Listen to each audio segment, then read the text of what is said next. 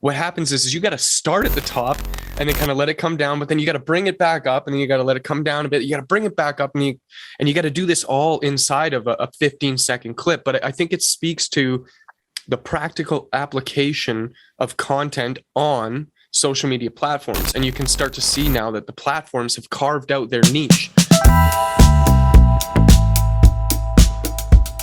Welcome back to another installment of the Perspective Podcast. My name is Devin. This is my co-host Mitch Harley. And today on the show, we have Peter Hopwood. He is a TEDx speaking coach, among many, many other things. He has a lot of talents and skills, and we're going to do a deep dive into his world and see if we can extract some value for you to take home today. So to kick things off, Peter, why don't you share a little bit about how you came to be where you are right now? How I came to be where I am right now. Good question. When you ask that question to I'm sure you ask that question to many of your guests, maybe nearly all of your guests as they begin.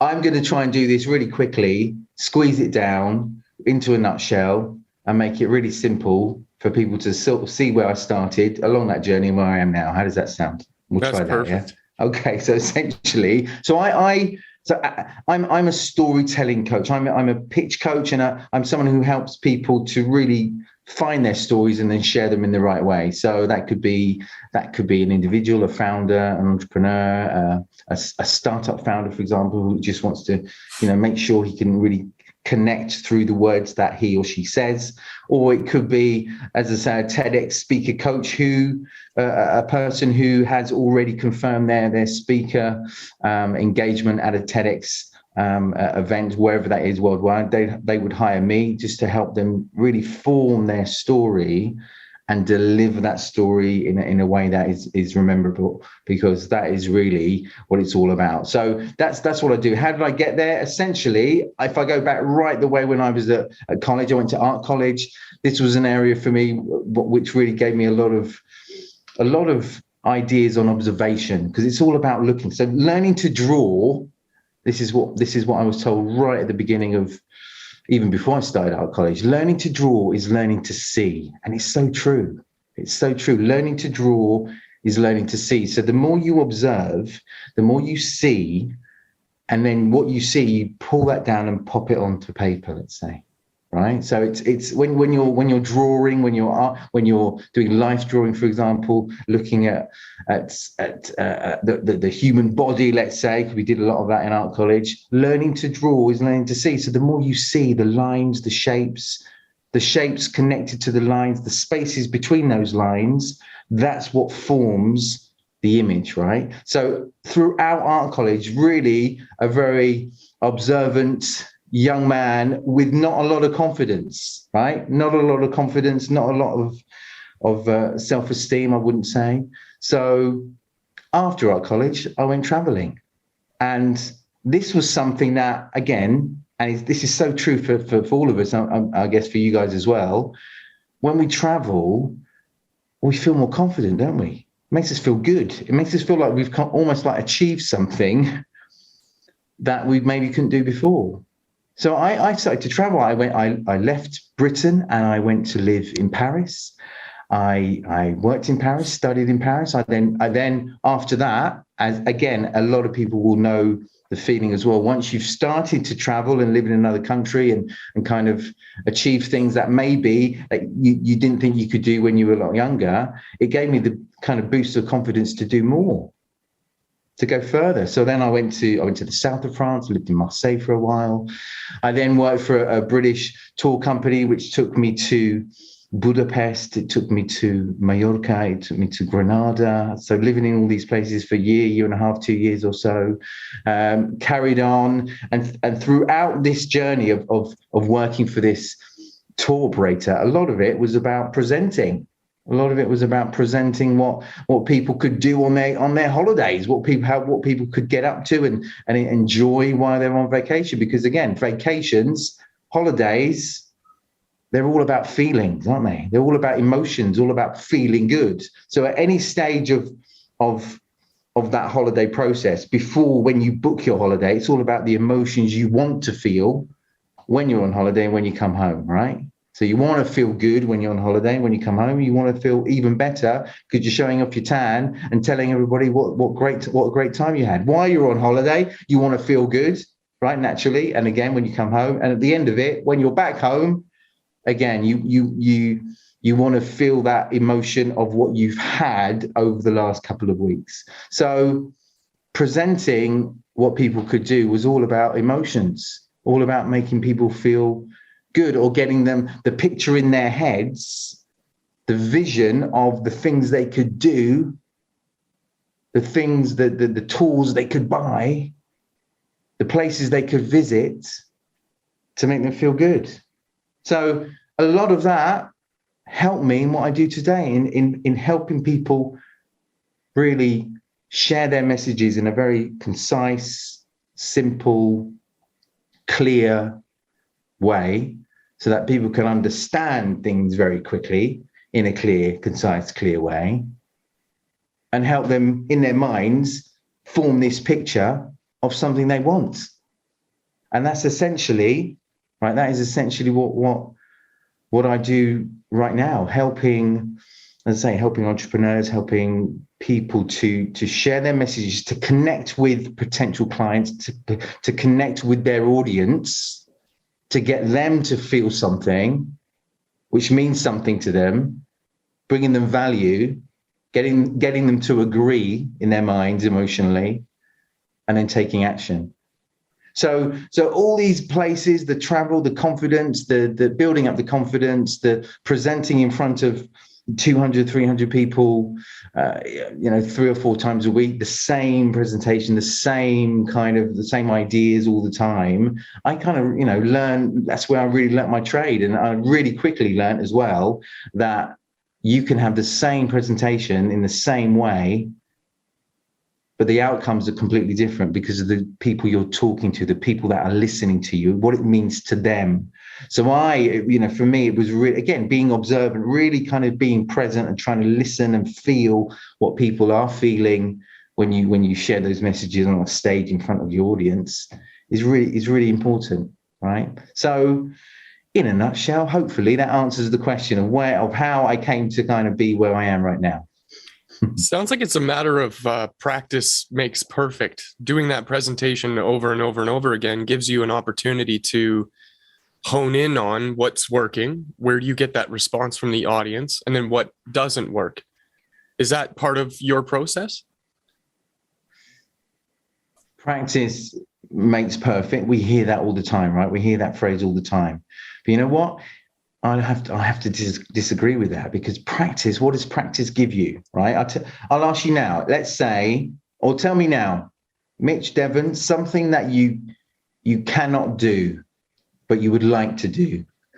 An action, something that maybe you're not good at right now, or you've never been good at, right? Or you've never started, but if you were to start and to try and practice, what would you like to do? Tell me, just off the top of your head. Pick a card. I'm horrible at magic, but magician. I love seeing it done, and I want to be horrible at it. Horrible at magic, right? So yes. Being a magician, maybe sort of doing some card tricks that people appreciate, and you wow them, and it's kind of a cool feeling when you do it, right? So being a magician, right? Here's the thing: if you were to practice at being a magician, and practice at doing those card tricks, at doing them all the time, constantly, all the time, right? And just doing them, what would happen is your confidence would grow, probably, I imagine. Now, the thing is, practice doesn't necessarily make perfect without the learning element, right? So if you was to practice all the time doing those card tricks, right, on your own, let's say, or with a YouTube channel called Learn How to Be a Great Magician in 100 days, or whatever it is. I'm sure there are.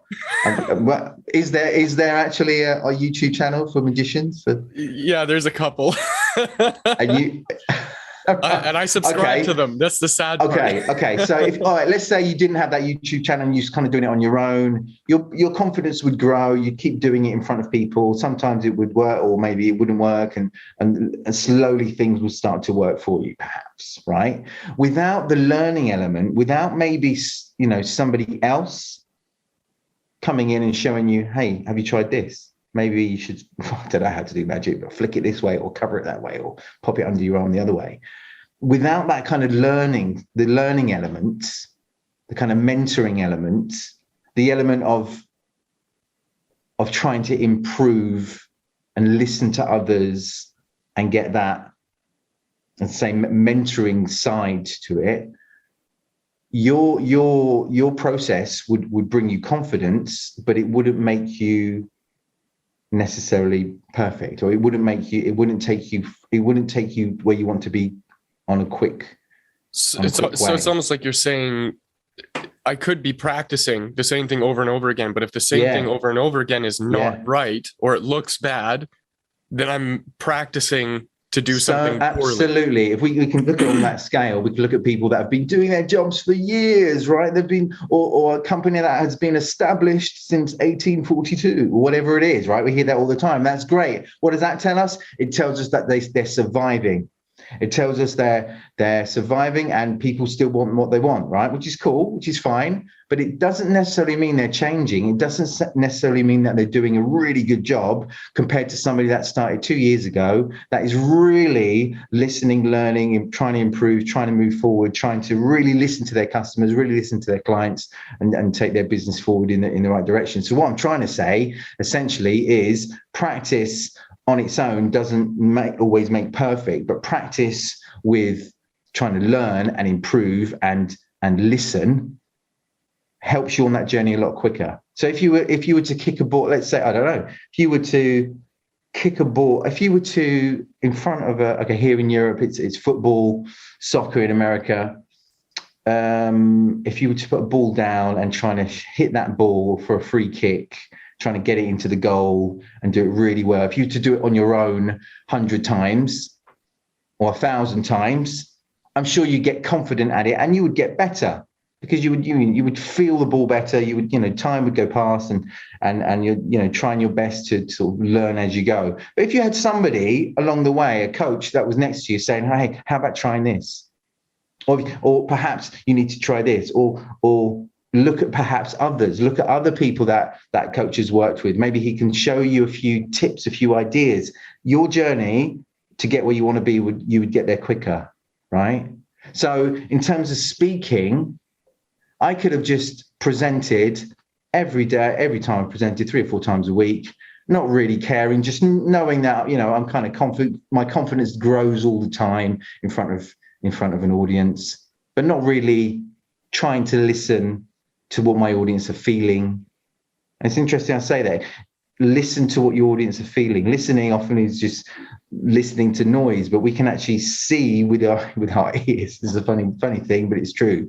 We listen to what people feel, right? So trying along the way to maybe change something, maybe change a few phrases here and there, say something the same way, or say something with the same impact, the same content, but just maybe switching it slightly in the way that I share it, maybe the way I move, maybe how fast I would say the same thing, maybe change that up a little bit. Perhaps take some things out which are not really that valuable for the audience. Perhaps maybe something in there has to change in terms of what's really important for that audience, what's really important for them at that time when I'm sharing those messages. So I was constantly changing things, and I was looking at other guidebooks, in fact, and looking at phrases, and I'd hear a phrase that really sounds good, doesn't sound cheesy, because a lot of what's in tourism, certainly in the industry I was in, cheesy phrases we hear all the time. Little cliche dad jokes. Cliche phrases we hear all the time, and everybody hears that. But when you say something different, when you share a phrase which is different or which is straightforward and just gives them, it connects with them better, they just feel something different. And that's what it's all about, making people feel there's value and they appreciate that. And then that's a connection. So the more connections we have, the more kind of agreements we have. We're trying to simply get people to agree with us all the time. Yeah, getting people to agree with us all the time through that process of sharing messages. And then it's easier to then help them feel like they want to then take the reins and make their own decision, right? There was this analogy actually that you're reminding me of, and I've since forgotten about it. You can take a screw and hammer it into a piece of wood, and it's gonna work. But if you used a screwdriver, it would be way more efficient. It would be way more effective. And it isn't until you have some outside force, whether that be a lesson, a coach, a program, some kind of meeting, whatever it is, that shows you the alternative options. Because you could hammer a screw in 1,000 times and be really, really good at hammering a screw in. But it's not until that one time somebody shows you a more effective, more efficient way of doing it. So that's almost like the fast track. And for those of you who are not watching this and just listening to it, Peter's a very colorful and charismatic person, especially on camera.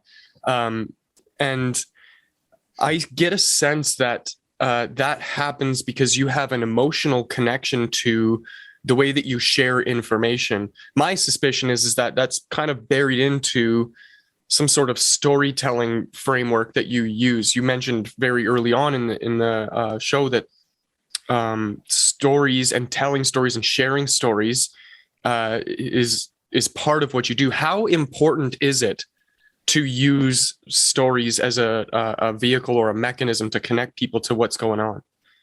Yeah, and obviously very important, and I'm sure many listeners right now they're fully aware that the idea of a story of something about somebody else, about what they did, about what they felt, about a conflict in there somewhere, and then suddenly a resolution at the end somehow is what helps people to, their ears prick up and they listen.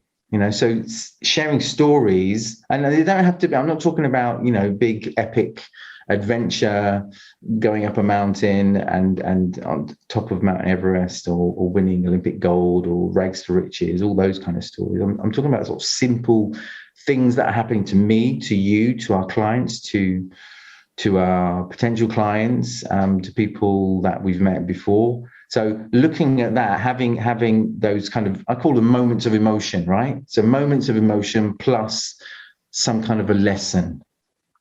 Yeah, that's what it's all about. Moments of emotion plus some kind of a lesson.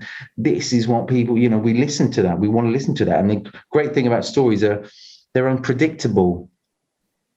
That's a really big thing. That's a really big thing that is actually something that I really want, always want to share that with certainly with people that I work with and with viewers, right? And viewers, although some people will be looking at this, listeners right now, is that unpredictability is a good thing. Our brains want things that are unpredictable, things that are predictable, things that if we know something's coming, we don't necessarily pay as much attention to it as something that we know isn't, well, we don't know is coming, right? So basically a story, let's say a movie, right? You watch the movie once, the first time you see it, the ups and downs, the ins and outs, the plots, all those different emotions, that's it, right? You see the movie again, you know what's coming and your brain reacts differently, right? So if I start to tell you now about something that happened to me, this morning, something that was quite a surprise to me and something that I really don't want to go through again. And I tell you that, and I'm about to tell you that right now, already your brain is like, okay, I'm going to stick around for this. What's this all about? I don't know what's coming, right? So a story does that perfectly. It's unpredictable. The only thing that I've thought about this a lot, There are many things that are unpredictable that could actually come into the world of story. Sports, right? We spoke about football, soccer earlier on. Sport is unpredictable, isn't it? Because if it was predictable, it wouldn't really be attractive, would it? It wouldn't be, people would not be intrigued by sport if we knew what was coming. Okay, you can have a great team and an underdog where you know probably the odds are this team will win, but there's a small chance this team will win or surprise us. And that's unpredictable. And that's a story. Sport is story. Movies are stories. Music. Now, music, I think, isn't story, because when we listen to music, we can listen to the same song. Like, we all have our favorite tracks right now, and we can listen to that, right? And we know what's coming. We know the lyrics. We know everything that's coming, but we still want to listen to it. And I think that's a strange thing, but it's something that's really odd in terms of what we listen to. We know what's coming, but every time it makes us feel good because it brings back that emotion. Anyway, going back to stories and why they're so powerful. They're unpredictable. They get people to lean in and listen. They don't feel kind of salesy either, right? So the one thing, as soon as we're talking to somebody and then they give us signals that maybe they're selling something, like it's a predictable script. Maybe it's a script and you can feel that. Maybe they've said it 100 times, or maybe they're not listening to us, so they're not present in this exchange, right? As soon as they do that, it feels like they are trying to sell us something. But when a lot of places give their salespeople a script, right? And they don't allow them to be creative. They don't allow them to talk, other than you have to hit these 4 bullet points. And honestly, as soon as people get to that first one, it's off. For some reason, they think it keeps working, and they have some success, I guess, but it really does turn people off. I think that's an awesome point. Yeah, when it feels salesy, and even down to the point of our voice, when we sound like, I think it's true, when we sound kind of confident, like a confident salesman, right? For a lot of people, it puts them. You feel like this is a sales exchange. But if that person was to start in a kind of normal, simple, normal kind of conversational way, already your brain is not thinking down the sales route, right? So when it's unpredictable, it makes us feel like we want to listen, and a story does that really well. So bringing stories into the whole sales spectrum, it's a really good thing because it gets us to listen. And if there's a lesson at the end of it, if there's something of value at the end of it, then that's even better, connected to the outcome that you want to get. How do you, when you're coaching somebody, especially in the world of stories, people sometimes can get lost in their own story, right? And they can talk so much about this story that they kind of lose track of where they were going with it and what the purpose was that they were sharing that story with people. How do you kind of train them to hone in so that they're clear, precise, and it's not this 4-hour, story where people lose interest? Because people, even on an exciting story, people will lose interest. Your audience will wane. How do you kind of work with your clients to keep them on track? You've mentioned something there that's so important in not just speaking, but it's so important in pretty much everything that we do in terms of communication, in terms of trying to connect, right? And that's this time element, right? Everybody's time is valuable naturally, but even online is even more valuable, right? And I think over the last couple of years, right, we've all kind of honed in on real BS. We even know we really know what BS is because we've been on during these last 2 years, these Zoom virtual exchanges, and we can feel that straight away because they're not respecting our time and they're not getting to the point. A lot of it is actually in terms of helping people to find their stories and share them in a concise way, is really helping them understand that, from the beginning, from the word go, we need to get them to feel something, get them to feel like this is something they want to listen to. And the way we do that is simply by connecting, getting them to think about things that are valuable to them, or things that would help them think of them in that situation. For example, I can say to you right now, so if you were given, no, here we go. So I'm going to ask you now, think about if you were on a desert island, let's say, and you had to choose one candy bar, one chocolate bar to eat on that desert island for a year, what would that be? Don't Henry tell peanut me. butter. Don't tell me. What peanut butter? What did you say? The O. Henry peanut butter. That's a chocolate bar, is it? That's a candy bar. By far the best chocolate bar you can ever buy. Okay. Okay. Imagine you didn't say that. Okay, forget that one, Devon. I got one. I won't say it. Don't say it. So you're thinking of that. So again, just asking a rhetorical question, getting people to think about something. You're already thinking about that. You may have already made up your mind and made a decision on what the answer is. Maybe or maybe not. It doesn't matter. But what's important is you're thinking about that. Once I've said that to you, when I tell you now, listen, Mitch, I'm going to share with you now what I would choose. Right.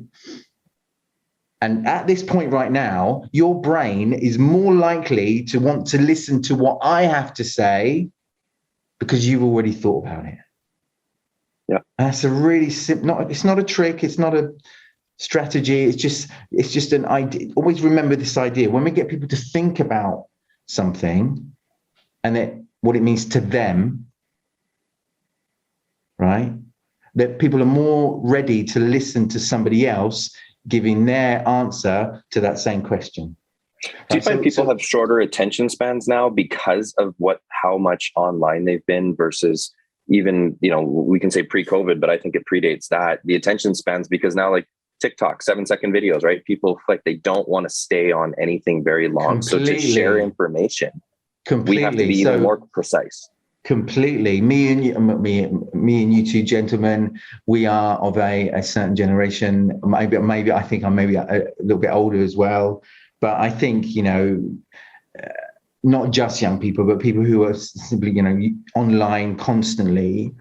Anything on a screen is designed to grab our attention. And that's true of everything, every screen. Think of any screen, right? So Netflix, the way Netflix is designed, it's designed to grab your attention from the beginning, middle to the end, even between episodes, right? That's that sound that we hear and the whooshes and the things that pop up. As soon as we go on Netflix, there are signals for us to grab our attention constantly. A movie does the same with music, with sound, with the angles, with the suspense, with the sound, all of these put together, right? Our mobile phones, it's the same thing. Apps, it's all designed, the swooshes, the sound, the beeps, the colors, anything on a screen designed to grab our attention.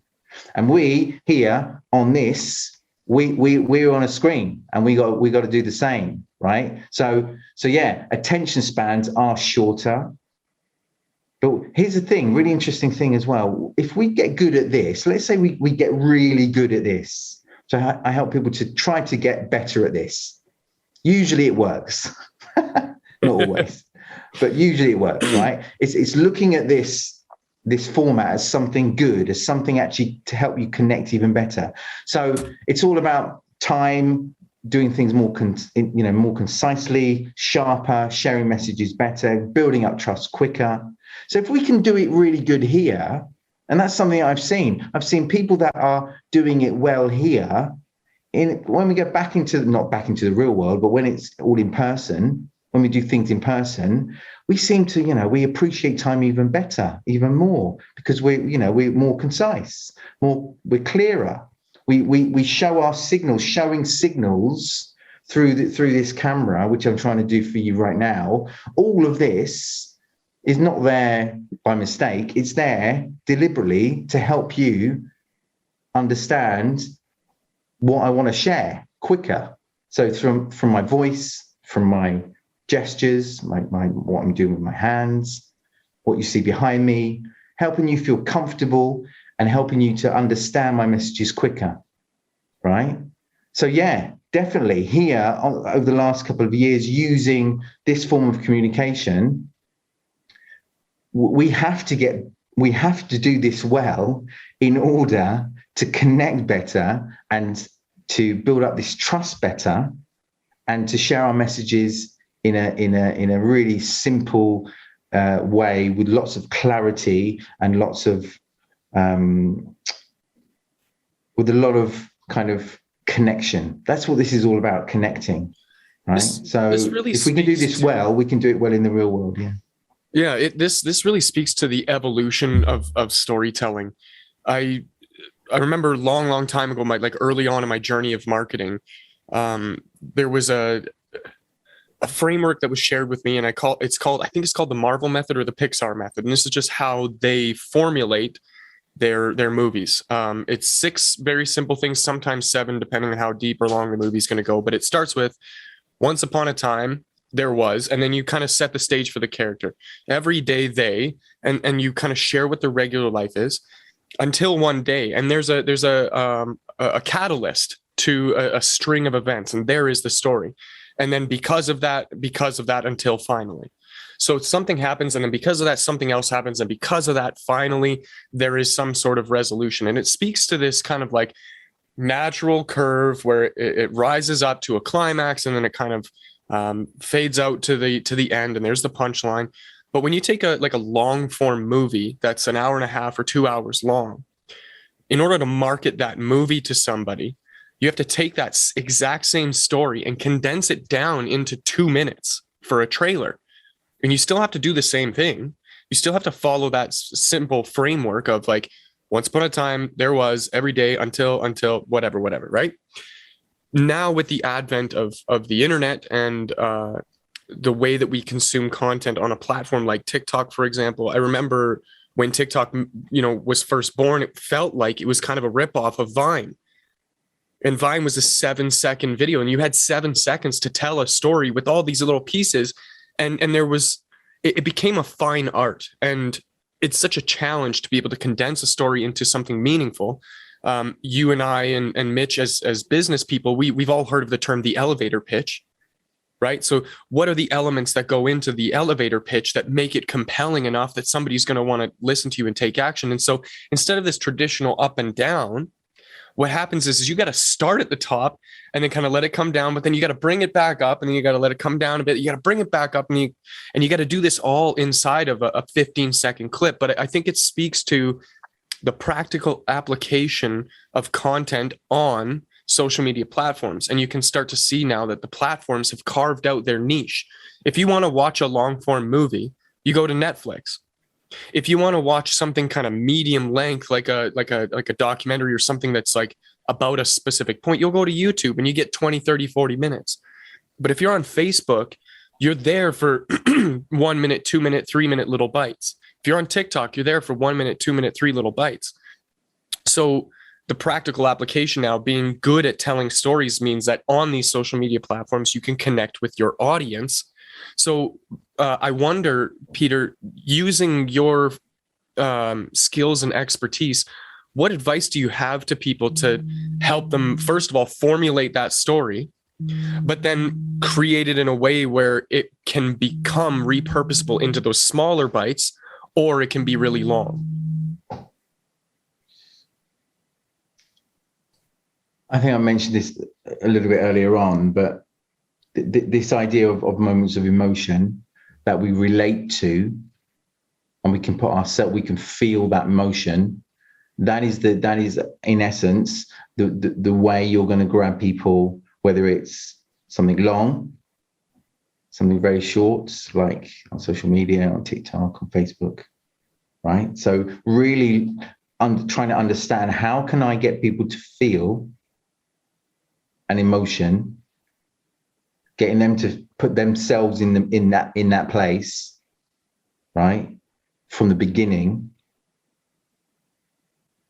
and then taking it forward, then having a lesson, having some kind of a message, a lesson. So you mentioned movies and trailers. The great thing about, again, trailers is they're very sharp, they're animated, they're moving, lots of moving parts, which keeps our brain intrigued and wants to learn, wants to look at more, right? Keeps it going. But also, it's unpredictable, isn't it? A trailer, you don't really know the outcome. You don't know the end. You don't know the ending because they don't show it. They never show an ending. Well, if they showed the ending in the trailer, you think, well, okay, maybe you go and watch it, but it intrigues you more because you don't know the ending, right?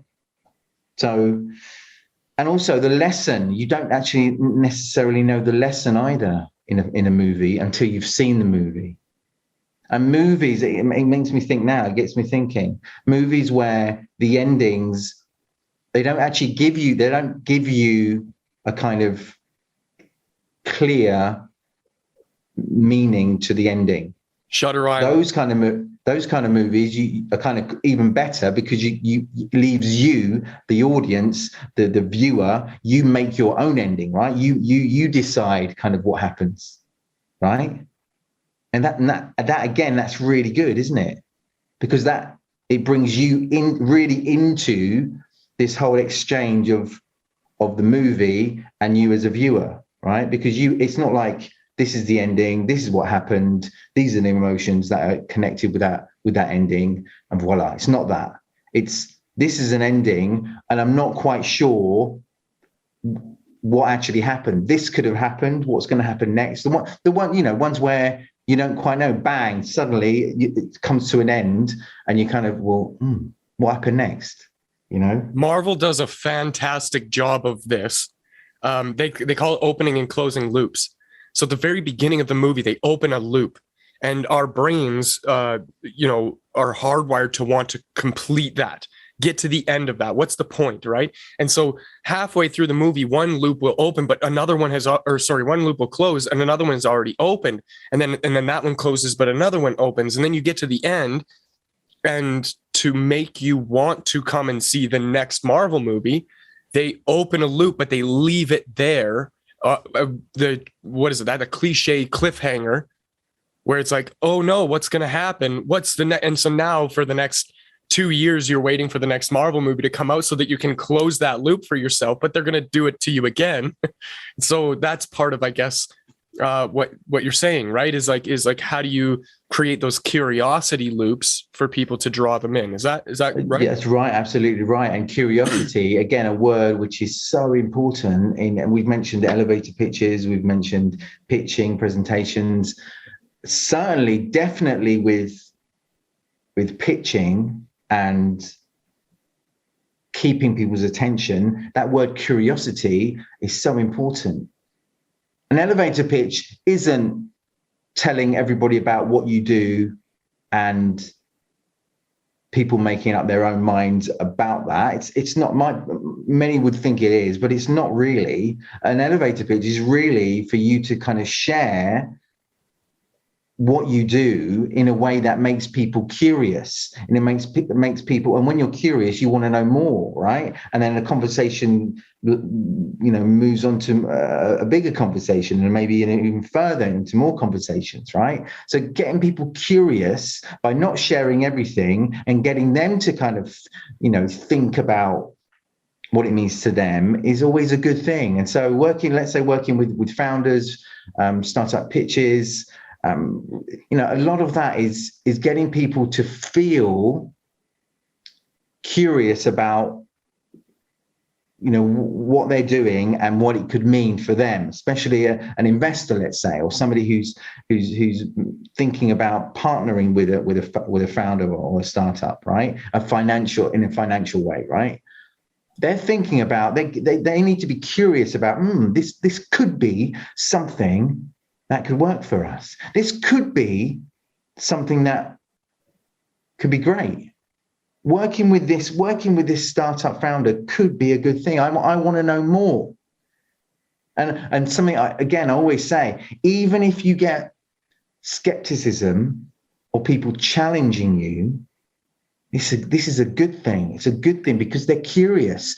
And you know, as we know, you know, a lot of people in the investment world, they're very skeptical. They hear pitches all the time, every single day. Most of those pitches maybe are not great pitches, or they've come up with something that they've already heard before, right? And they're skeptical. But being skeptical is a good thing. Getting people to challenge you is a good thing because they're curious, right? They're curious about, you know, even if someone says like this can't work, I don't know why have you got the audacity to think you could, you know, take on this industry with this idea? Tell me more about that. Why do you think you can do that? Right. So this from a skeptical. Yeah, from a skeptical point of view, skeptical side of the coin, the spectrum, you can turn that into something good because it is curiosity. So creating this curiosity by not sharing everything, keeping things back, getting people to feel things, and creating these moments of emotion. This is how we get people to listen more and be intrigued. And they don't necessarily have to. I mentioned earlier on about agreeing. Getting people to agree is a really good way of connecting and getting people to listen more. However, they don't have to necessarily always agree with your ideas or agree with statements that you share, right? That's okay. They don't have to agree with you. They just have to listen to you. Well, it's interesting because people are coming from their own personal frame. Right? Like you and I have had completely different life experiences. So you have a belief about something and I have a belief about something. And when we share that, you're looking at it from your perspective. I'm looking at it from my perspective. My goal, obviously, is to help you gain what I have in terms of the perspective so that we both see the same thing. Now the challenge becomes, how do you connect the dots and how do you communicate that? And I love that using stories as the vehicle to transport people from point A to point B is, you know, a huge part of what you share with people. I know in a lot of the frameworks that I use in marketing, there's a problem and there's a solution. And people only ever really, in my experience, speak to problem and solution. But there's a missing element here to kind of bridge that gap that I call the emotional transformation. So there's a thing that happens when you go from point A to point B. And that emotional transformation now is what is going to connect people to the story that you're sharing. And so if you can really boil down what emotion it is that you want somebody to experience inside of your sales message, you can get them there a lot faster. For example, if you were like a fitness person, point A is I'm tired. I know I lack all this energy. I don't feel healthy. Maybe I got a little extra pounds. The solution is working out. But the emotional transformation is that when I'm doing this, working out and eating healthy, I have more energy. I feel more confident and sexy. I can, go and accomplish other goals. Maybe I can meet that special someone in my life or whatever. So that's the emotional transformation that I usually coach people to kind of focus on. And then how can you create a story around that, following something really, really easy, like beginning, middle, end, or some kind of like hook. And what is that called? What did you call it? The lesson, the moral of the story. What is it that they're supposed to get out of it? So in your coaching, what do you find is the biggest hurdle for people to overcome when they're trying to create something like that for themselves? We mentioned it earlier on, being concise, just not having an idea of time. That this needs to be short. It needs to be, we need to grab people's attention straight away. Looking at it again, we've already said it, the emotional side, really helping people to think, okay, what it means to them. What does it mean to them?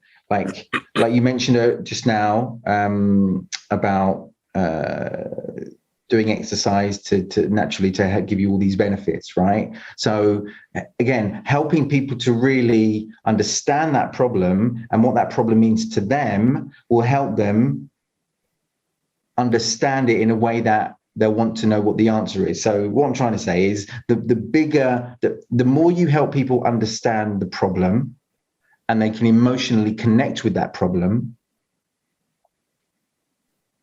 the more they will be ready to hear the solution. So you mentioned about, as I say, you mentioned about getting fit. So if you were to pitch that, helping people to understand that even better, probably a way to do that with even more impact would be to sort of share that with your audience and say, listen, you know, we've all been there, right? We've all been there where we look at ourselves and we think to ourselves, you know, what if I could be a lot fitter? You know, I like eating chocolate. I like eating the things that I like eating, and I always say I'll be doing it tomorrow. You've said that, I've said that, and millions of people on the planet say that all the time, right? But what if we could do that though? What if there was a way to really, you know, if we could sort of transfer ourselves into someone that looks good, feels good, we feel sexy, we feel good, we feel our brains are fitter, everything in our life seems to be, not everything, but you know, a lot of things will probably be going for us a lot better if we could get there quicker, or if there was a way that something that could motivate us even better to get there. Wouldn't that be a great thing, right? So it's all about helping people to what it means to them, you know, and putting them into the shoes, not of the hero of the story, but not even making them the hero. We hear this hero word all the time. I'm not someone who kind of likes using that word too much at all, because it's not really about a hero. It's just about people that are listening to you and what it relates. How does it relate to them? What it means to them, right? It's interesting you say that. So if we were to compare, because one of the questions I have for you was, when you coach someone, do you coach them to find a specific style and stick with it, especially in public speaking? Because you're in front of different audiences all the time. So if you were to compare some people, for example, Simon Sinek, a very niche way of speaking, right? Very recognizable. He's very consistent through all of his material. But then you compare, and he motivates people. He gets people to think and to reason through his talks and speeches. He's very, very effective at it. But what I do find is I can only listen to Simon in small doses because I kind of drone out a little bit. It's nothing against him. It's just that style of speaking. Whereas you get a guy like, say, Grant Cardone, he's high energy all the time. And sometimes that can even be exhausting. So I find those guys, especially because they're kind of the two polar opposites, and they're like that all the time. You got your Gary V's and guys that are very niche. Do you find that there's a balance, or just stick with what you're good at and go with it? Okay, there's quite a lot of things in there. So if we look at those two speakers, again, what you said is different types of style, but they seem to do the same thing all the time, right? So anything that we listen to, which is the same, like we agree on, you know, when it's predictable, and a style can be predictable. So listening to somebody who's, you know, high energy all the time, after a while, your brain starts to turn off because you know what's coming. And it's too much. Same with the opposite side. Somebody who's maybe, you know, a lot calmer and precise and appealing voice, for example. If it's that all the time and you know what's coming, you're going to turn off, right? So that's to do with the style. So coaching, let's say a TEDx speaker, somebody who's coming up for their TEDx moment. I would first of all, I would put the style aside first of all, because the style, the confidence, the delivery, all of that means something, and all of that helps to connect, yes. But number one, especially when we're talking about TEDx speeches, it's not about it, you know, you can have a really, you know, not a great style at all, and not great, you know, not energy wise, not great. But what you're saying and the content you're sharing and how you're connecting That is the most important thing. So we would work on that first. We would work on the content, the message, or the two messages that you want to share, or the main message and the sub message. You know, how are we going to get there? So a lot of it is actually me listening to them, then them talking to me, and I'm listening, constantly listening and sort of picking out things that maybe they haven't realized will be good sort of seeds, or good kind of juice to put into that TEDx speech, right? So it's all about that. Once we have that, we then often go on to the emotional side. So looking at each kind of section, each little chunk of that speech, there should be only about 4 or 5, not really too many. Well, it depends, but usually there's not many. The less, the better, right? So we look at those chunks, we look at those sections, and we kind of define, what is the emotion? What's the kind of feeling you want to make people feel when they listen to that section? Is it intrigue? Is it sadness? Is it excitement? Is it fear? Is it whatever it is? We kind of look at that and we kind of label it. And it's good to label it. It's good to label those emotions so we know what they are. It's really clear, because as soon as you know what they are, and as soon as you know what it is in your mind, what that kind of emotion is, everything you share is gonna kind of hit that. Because you know what it is, because you feel that, right? Because what we feel, people feel. Yeah. So the sections, we label those with emotions. Once we have that, then we look at how we're going to deliver that. And at that stage, that's where we kind of try to make sure that we kind of shake things up. We don't have always the same tone, always the same speed, always the same. And that comes through the emotion, right? So through the emotion that we're sharing, it will differ. It will create this diversity. And this diversity, that is what helps people stay intrigued and want to keep listening, right? So essentially the style, the delivery style for me, certainly for me and the people I work with, that comes at the end.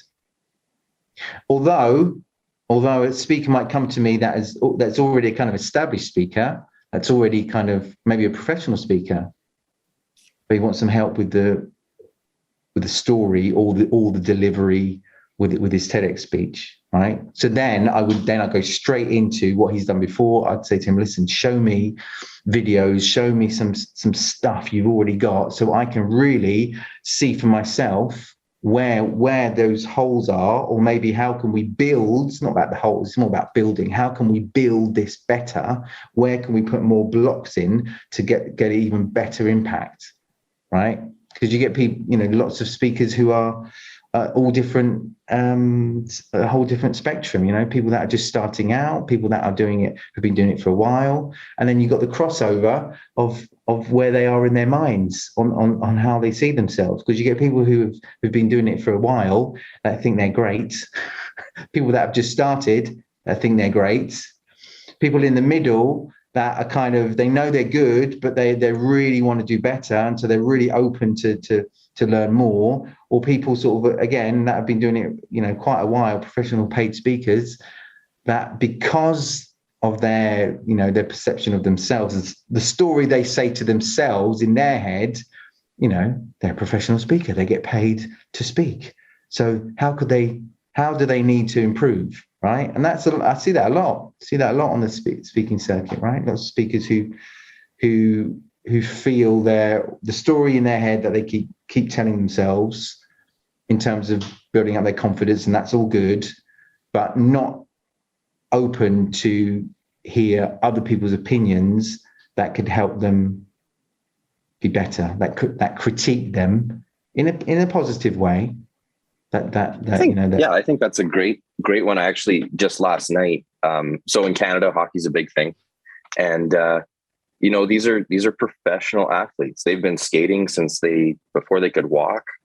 They've been on ice their entire life, and yet the professional hockey players have skating coaches. Why? They're good skaters. They've been skating all their life. They could outskate, the far majority of people that have been skating a long time, but yet they have a skating coach. And I keep going back to that. You go to any sport. I mean, where you are in with football, those guys have specific individual coaches, even though they're at a pro level athlete. And I don't think this is any different when it comes to entrepreneurs or presenting yourself in front of people. Yeah, hit it on the head there. Absolutely. We constantly need to keep learning and keep listening and because others that are doing that, they're gonna not necessarily take us over or be competitors to what we're doing, but people like I said at the beginning, it's all about practicing, keep doing what you're doing, learning through that, and also being open to criticism, being open to what other people feel and what other people think, and also people that know what they're talking about, right? So I'm not blowing my own trumpet at all, but as a speaker coach, you helps people to really, ways of really to hit their messages even better, to share those in an even better way. And I'm not somebody who hasn't done that before. I've been as a speaker sharing messages, presentations, a whole career of it. Some of them good, some of them not great, and some of them really bad. So I've done all that. Everything that I share is all the things that I do. Right. So for someone to say to another professional speaker, hey, how about this? Or have you thought about maybe taking that out and putting that in? That is something, not necessarily, they don't have to listen to it, or they don't have to take action on it, but they should at least listen to it. At least listen, right? 2 minutes.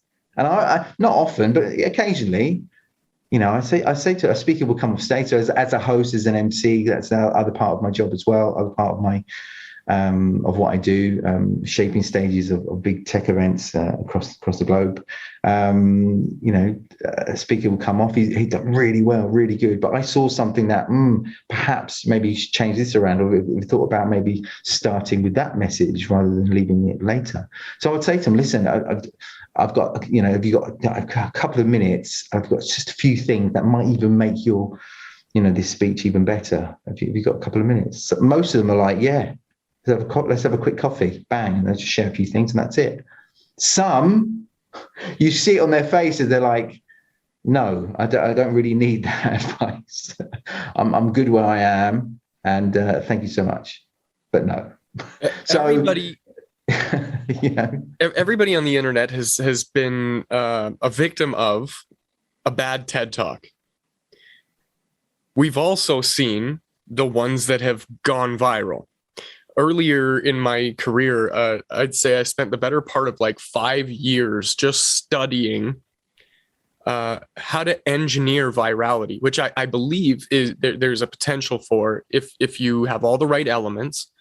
But I remember watching a video of somebody who broke down the difference between those viral TED Talks and the really bad ones. And there were a lot of moving pieces, as you have shared throughout this entire conversation.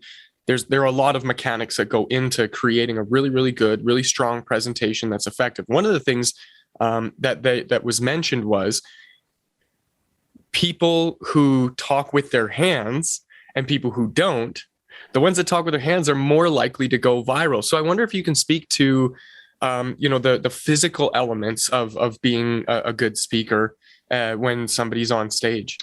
Yeah, I think what you're talking about, I think I've seen that. In fact, I think that it's almost like a kind of a breakdown, a really kind of deep breakdown of like, I don't know, 1,000 TEDx talks and all the kind of little elements that are put together, and the ones that get the best views, or maybe that have stood out as really strong TEDx talks. There's certain commonalities, that certain things in there that are really common, right? And you're right, yeah, gestures are really important, because what gestures do, they help us keep more engaged, right? So what I'm going to do now, so those, I don't know, this probably will not be, this is just audio, right? So you can't see this, but when especially on Zoom in these virtual exchanges, right?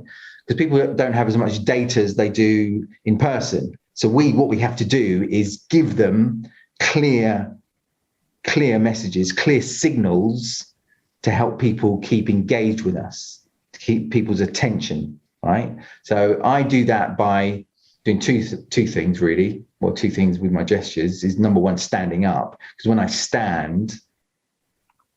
stand, I have more, I feel I have more control over my whole space around my body, which is a really important thing because I feel more confident when I stand. Right. So I'm standing, I feel more confident. Also, this area around below my chin on the screen and at the bottom of the frame where my mic is, this little area here, this area here is where I want you to see my hands. I want you to see what my hands are doing. You don't necessarily have to see all of my hands, right? But a suggestion of what they're doing, right? Which you can see right now, you can sort of see my hands there. So making sure people can see what your hands are doing and these simple kind of gestures, it just gives us this impression that strangely enough, it gives us the impression that we can almost trust this person even more. It also helps us to remember certain things we say at the moment of when the speaker's saying it and the gesture. So I could, for example, I could talk about something now, and I'm just talking away, and then suddenly I can say to you, do you remember this certain thing that happened yesterday? So when I say that, hopefully the way I say it and the way it comes across with the intonation and the slight pauses as well, that will spark something. But try to remember that now, what you saw on the screen. Those of you that are listening obviously didn't see anything, but Mitch and Devon did. You probably remember, or hopefully in there somewhere, you remembered my hand, right? So what I said and my hand. So those two things came together, right? So what I'm trying to do is constantly really is putting together certain things I say with my hand gestures, and the more I the more I put diversity in the way that I share those gestures, hopefully they'll be diverse enough for you to remember certain things. Now, standing again, I can do this as well. It's kind of cool. I can go to the side. I can go forward. I can even get closer to you. I can even do this. This is I really enjoy. Well, I don't enjoy doing this. It's not something that I get enjoyment out of. But I like to play. I like to play with this screen and how I'm showing up. I like to play. So I like to move. It's almost like this whole space is our canvas. Yeah. And we're just painting ideas. Because I do the same thing when I'm giving a presentation or like a sales pitch or something like that. I'm like, point A. And like my hand is point A. And I'm like point B. And my other hand is now point B. Yeah. And when I'm trying to connect the dots, like I do a motion where I'm connecting the dots. And so my interpretation usually is whatever you do with your hands is meant to help augment that story or complement that story or build on that story in some way that it helps effectively transfer the idea that I'm thinking of so that the person on the other side sees and feels that same thing. And it's a weird way for me, at least I find, to build that connection. We in person, we do this when we are presenting and we have a crowd and it's an audience looking at you. If it's one-to-one, naturally not to do this too much because it's almost a distraction. But when we're online, when we're here, we should be doing more of this, right? Which I do, and you do it as well. So more of this, these gestures, more, because if I was to talk, if we met in a Starbucks, let's say, and this is the way I was talking to you with my gestures, it'd be really weird because my hands would be going up, and it's kind of a weird thing to do, right, in person. It would be memorable, though. It would be pretty weird, but it would be, yeah. And so here, I'm not saying we get away with it better. What I'm saying is here, we should be doing this more because it helps our audience, helps our viewers here keep the attention even more in a place that that needs us to grab attention. Like we mentioned before, all these other distractions going on a screen, things are designed to keep our attention. So this is just one thing to help us grab the attention even more. And there's another thing that happens when we use our gestures, which is great. And I think it's something that a lot of people don't even realize. Our voice changes when we use gestures, right? Our intonation is stronger.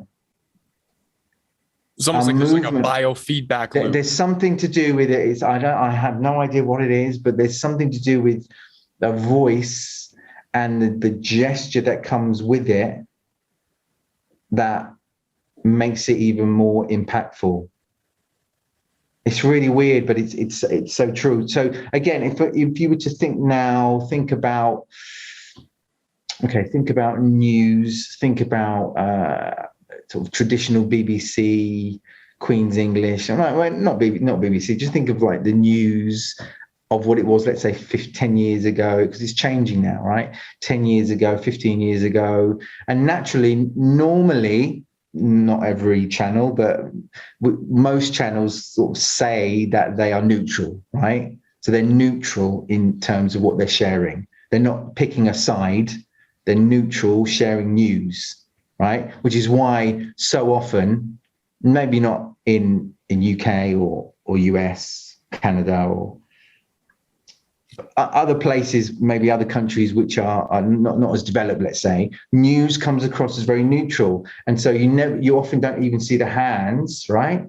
And it's kind of like, this is the news. So whether they're sharing information about something in politics or something in Ukraine or something in sport or something else, it all comes out pretty much the same. And it leaves the viewer to make up their own mind about what's going on. Because it's almost like a newspaper. Because a newspaper, apart from the words that we read, it's all pretty neutral, right? It's all meant to be pretty neutral, but you can connect better with the words that you're sharing because we're reading them and whatever it means to us, right? But the way it's changing is that you often see now, well, not often, quite often, almost all the time, certainly on UK news, on American channels, definitely, you see the presenter use their hands even more. So they're using their hands even more when they're sharing their messages or sharing the news about something. And so we remember that better. And remembering news better is a good thing for each channel because they have so many competitors. And even online now, where you want to get news from, you can get it from 100 million different sources. So you have to do something to get people to listen to you. Then you have, I'm thinking out, off the top of my head now, CNN, Fox, and BBC as well. There are certain presenters that have their own kind of, slot, where they kind of give their own opinion about sort of current affairs or a topic that's going on. And now, they will really share their opinion, their emotion about it. And again, you wouldn't have this 10, 20 years ago because it's about neutrality. Today, it's not about, they haven't realized, but you see the more they use their gestures, many of them stand, right? Like a big screen behind them, big LED screen. And then you see the whole body. News desks. Many of these news desks are being taken away to let people see the whole body of the presenter, which is a good thing because we engaged even more with that presenter because we see their whole body. We see their gestures. We almost feel how they feel about things. They can't do that all the time because, again, it has to be neutral in many ways. But when it doesn't need to be neutral, when you can share that emotion, it becomes engaging. Sports presenters. A sports presenter and a normal anchor, let's say. They're very different ways of sharing their messages. Anchor, again, not always neutral, but very professional and not showing too much emotion and appealing voice, all those things you expect from a presenter, right? Sports presenters, often you can hear it. They show even more, almost more energy and there's more passion in their voice, and the neutrality goes out the window, which is okay, because if something is surprising or something is kind of like, last minute winner, they can share that, because that's what it's all about. Sport, as we've agreed, is this kind of story of emotion, right? So, I mean, there are so many things that are interwoven throughout all of this, really. Well, something that's actually now just kind of coming to mind is that there is a way to do something in terms of like your physical gestures and who you are and all that kind of stuff that lends to a level of personal brand and brand recognition. And I'm going to give you two examples. Okay. The first one is, who's this? You know exactly who it is who does this. President Obama. Who does this? That was President Trump. And they have their thing that they do, and it gets it becomes satire and turns into some form of entertainment at some point. But it is a part of that communication style and helping people connect with you and build on you. Peter, this has been great. You've shared so many very useful pieces of information for people to get really clear on where they are in terms of the presentation style and how they can improve. We usually like to close the show out with some single piece of actionable advice. And I wonder, what could you share with our audience as a starting point if somebody wants to get better at what they're doing in terms of speaking, sharing stories, and presenting? What's a single place where most people can start to improve on their level of skill? Okay, I mean, there's quite a few. As you say that, there's many things running in my head and what I'm going to choose. I've mentioned quite a few already. All about the people listening to you. They don't, their time is so important, right? And that you can't waste it. You as a presenter, as what you're sharing, whatever it is you're sharing, nobody owes you anything. They don't owe you their time to listen to you. You have to earn it. You have to give them something that will help them start thinking about themselves, emotion in some way, value, what they're going to get from this. And that's a way of getting people to just keep listening to you. As soon as you feel it's about you as a speaker, that can come later, in and out, because people want to know more about you, perhaps compared to them, right? So really understanding that nobody owes you their time to listen to you, and you have to earn their time and be grateful for them listening to you. Whatever stage it is, whatever format, whatever, a podcast like this, for example, a stage, a webinar, even if you are, a great speaker and you come out on stage, so what if you're a good speaker and you've done a million great speeches before? That moment there, right? Your audience has to feel like they're going to get something of real value, and you have to really tell them at the beginning, or give them that impression that that's what they're going to get, right? So that'd be the first thing. The other thing I would say, and this is relatable for pretty much every time that I've spoken and seen people speak, we're judging people straight away, right? We're constantly making these snap judgments about the people we see when they speak. The story in our heads about them, right? And we can't change that. We can't change. We can't stop judgment. People will constantly judge us, right? We can't stop that. We judge people constantly, good or bad, or somewhere in between, right? So we can't stop that. But what we can do is try and share signals that will just increase our chances of the outcome that we want to get to, right? So what I'm trying to say here is the things we do with our voice, keeping calm, sharing confidence, or being bold, I would say. Don't forget confidence. It's about being bold in the things you say. Because when we're bold and we sound like we believe what we say, people then start to, first thing is they see the confidence and they feel the confidence in that person sharing that message. They don't necessarily have to agree with it, but they see the confidence. And if they see the confidence and hear that, they're going to listen to it, right? So we often hear that, isn't that true? We often listen to people that are confident. And the first thing that pops to mind, we've already mentioned it, is politicians. Politicians, they come out as confident people, right? Often, most of the time. Doesn't necessarily mean we have to agree with them, but we will listen to them. Often we will listen to them, right? So it's just sharing messages and sharing signals, letting people see our hands, letting people see all of us as much as they can, not behind a podium, for example.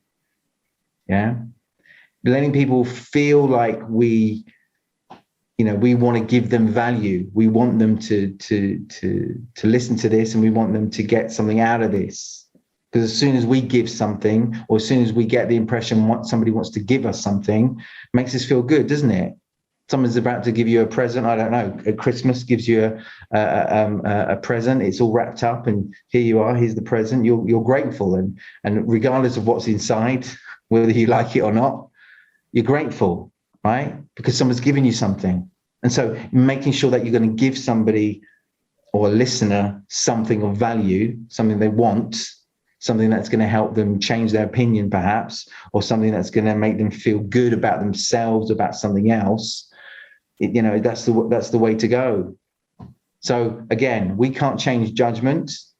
We can only embrace this judgment other people have of us, but we can work on those signals, those physical signals, those signals we share in what people hear and what people see, but naturally also the signals from the emotion of the things we say, right? So that's quite a big answer to that, isn't it? Really? Yeah. But it's clear. That's a good answer, right? Framing it in a way that's in service. Tell me now what I just said in one sentence. There we are. That's for our listeners.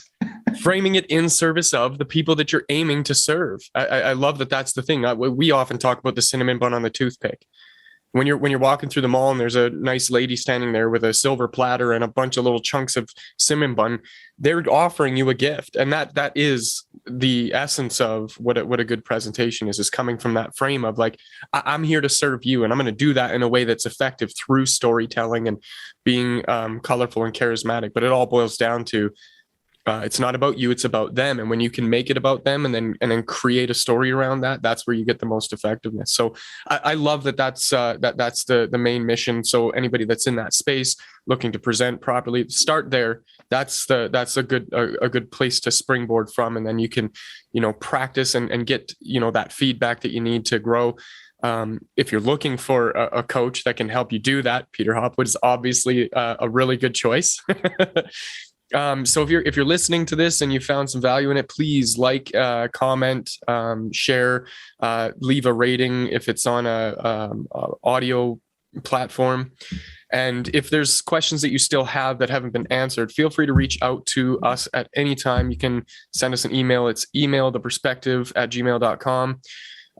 And as always, if there's something that you found that could help somebody else that please share this with them. And until next time, that's it for this episode.